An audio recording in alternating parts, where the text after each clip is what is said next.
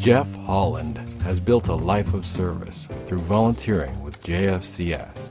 Jeff is an amazing volunteer. Everyone who meets him really gravitates to him. He's warm, he's kind, and really so dedicated and giving. And he's been involved with a whole range of programs, 5, 6, 7 programs within our agency.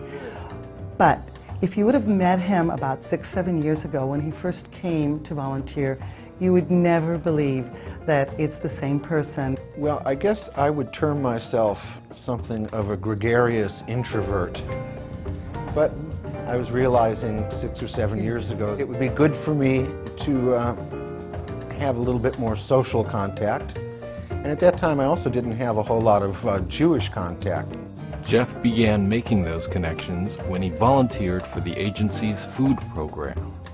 I always knew that I could count on him to be there, and to be there with a smile and, you know, his brawn and a huge heart in packing up this food that was going to go and nourish our clients who really needed the help. It was social, it was fun, I enjoyed packing. It was a really good gig.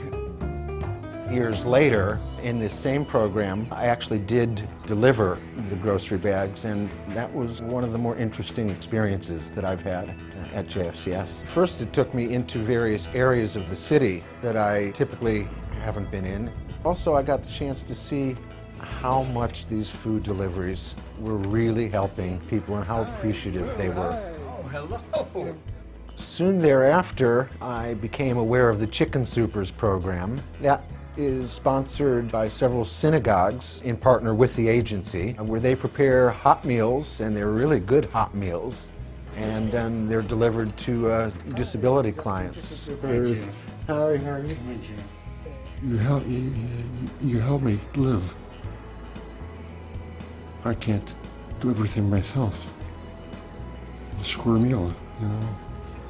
Thank you so much. Oh, you're so welcome. And then I got hooked up with the Tenderloin Outreach Project. The original intent of the Outreach Project was the notion that not all Jews are rich, and that there are Jews who are disaffected and not part of the community somehow living down there. Now this whole thing has morphed over the years. Not everybody's from the Tenderloin, not everybody's Jewish, but it's become just a great group, and there's a great spirit. It's lots of fun. There's a Friday afternoon pre-Sabbath lunch. This should be a particularly interesting lunch as it's Purim and something unusual usually happens. Rabbi Camille Angel will lead us in the prayers and talk a little bit about the holiday of Purim. And here's your paper. Oh, God. So I do this as much for me as for you, you know. Mekadesh HaShabbat L'chaim L'chaim.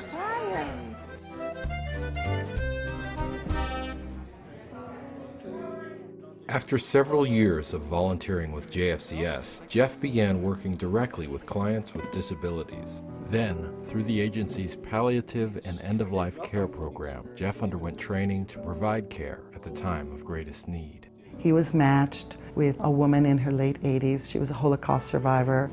And Jeff, it was really like a match made in heaven. Jeff and Marianne got along really beautifully. What we quickly discovered was we really just had a connection.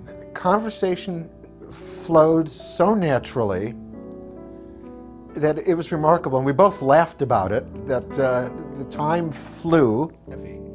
I was my mother's only relative. I was diagnosed with cancer in my young 40s.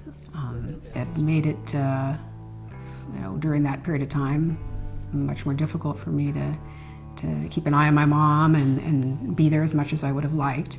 And it was about that time that my mother became more connected with JFCS, and it was really quite a relief that she was able to have companionship and people to talk to about what was going on with me as well as our relationship. I like that photo. That's just so classic. Oh, 60s. That looks like an era shot to me. And the scarf and the smoke. Define an era. Yes. That's great. I really like that picture. I always liked making her laugh because she had a really good booming laugh. And sometimes when she laughed, she would just kind of roll over on the couch and just kind of give it all up. I think it wasn't until Jeff came along that I realized, really how extensive and involved and really personal and multifaceted the organization was. It was like my mother had guardian angels watching over her. The monthly support meetings are really important. Not only do we all report to staff and to each other, but there's also ongoing training. I think what's groundbreaking is to have this kind of a program in an agency where you have a large multidisciplinary approach. The group is great for me because just hearing everybody else's experiences really helps me process what's going on for me. Being sad isn't the same thing as holding on and wishing that she would still be here.